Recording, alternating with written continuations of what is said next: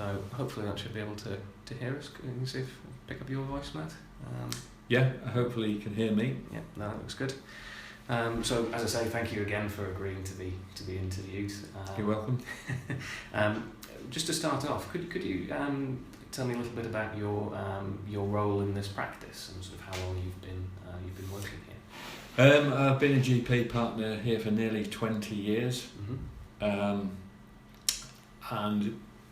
see most of my role being a clinical one, but increasingly over the years there's been some what you could describe loosely as management duties. The practice has a equitable role in distributing work, and we have leads in various parts that don't fall within the general day-to-day clinical work.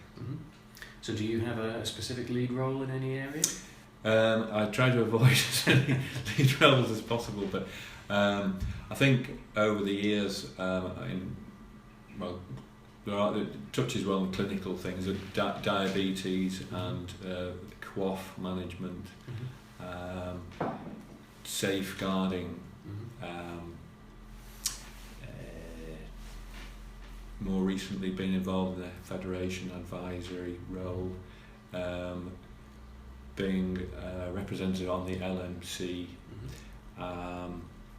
and what else? Stand-in deputising for CCG representative work as well.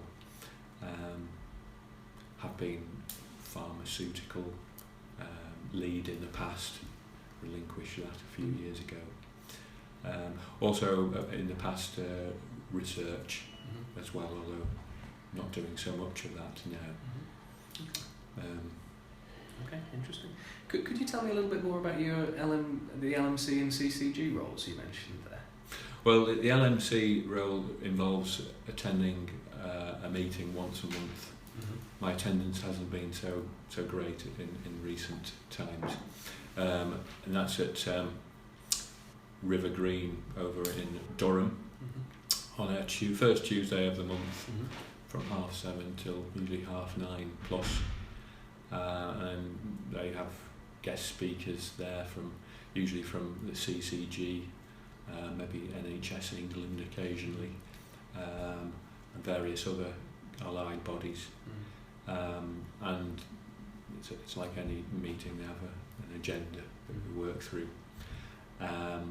I tend to just be a rather passive role at that meeting. It's good for catching up on things that I've missed from the other outlets, other things that other meetings I go to. The CCG, I'd say I'm deputising today for Hazel Dendel, going to the Council of Members meeting, which I think is quarterly, but because I don't go very often, that I couldn't say for sure.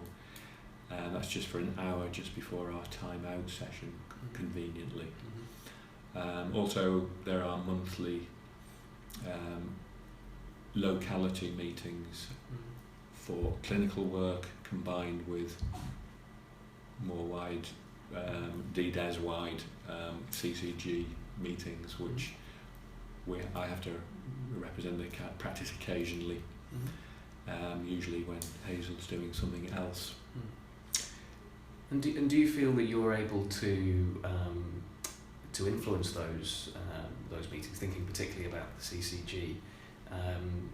Are you able to have a significant input in the sort of discussions that happen at those meetings?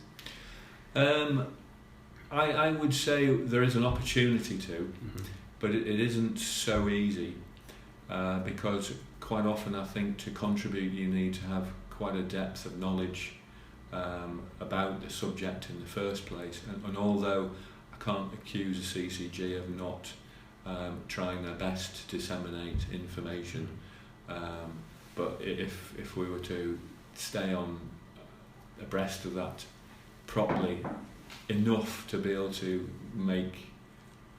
have an impact at these meetings and contribute, it would take too much time, I think. So I may occasionally, if I have a specific knowledge of a subject interject, but